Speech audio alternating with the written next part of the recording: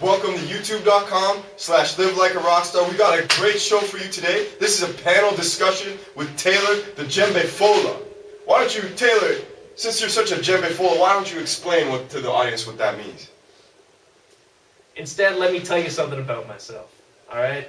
I'm a fourth-year screenwriter here at York University, and right now you can see we're in front of a drum set.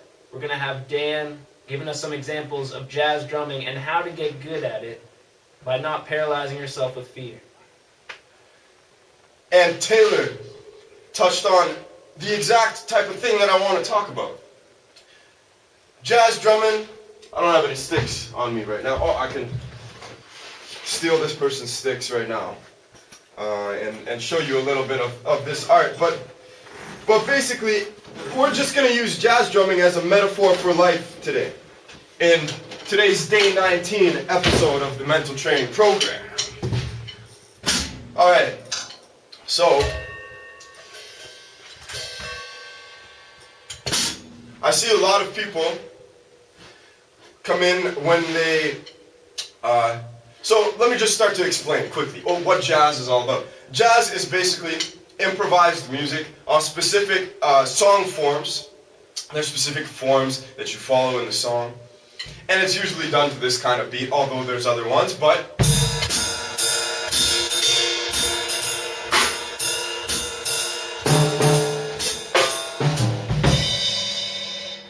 so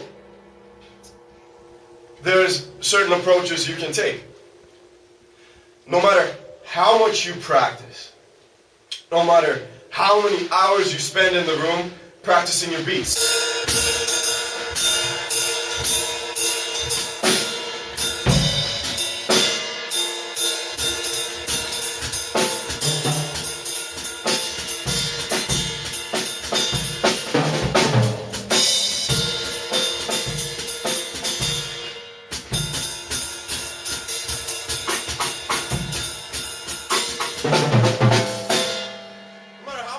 No matter how fast you can go, no matter what you can do by yourself. The whole point of jazz is collective improvisation. One of the greatest jazz artists ever, I think it was, I don't know, it doesn't matter, some famous jazz guy. He said that jazz is like an American music. It's democratic. Each person gets their solo in turn. So, for example, first the guitar will solo, and the piano will solo, then the bass will solo, and then sometimes you get a drum solo too.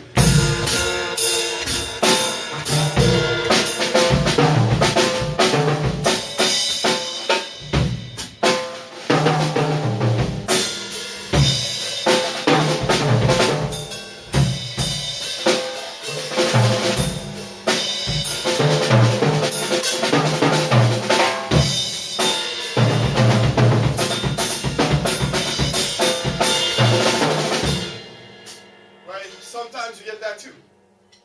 But the whole point is that it's a group art. That's where the magic happens. That's why people go to high-end jazz clubs and they pay to go see it.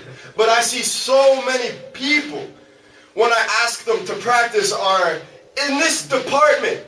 Please, if you're watching me, stop being like this.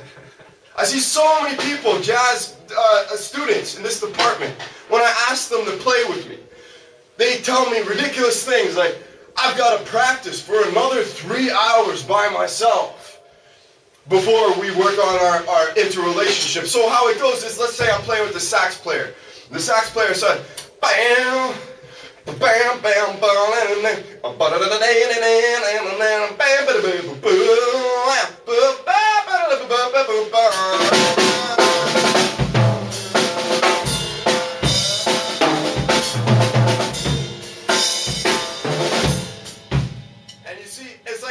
he's got to do that before I do this. Why do you have to practice for 3 hours by yourself before you do what you're actually going to be paid for and what the music is really all about? And it's not just true for jazz music. It's true for rock music. It's true for human relationships, romantic relationships, family relationships, business situations. Figure out what the core essence of what you're trying to achieve is in whatever area you're trying to get better in.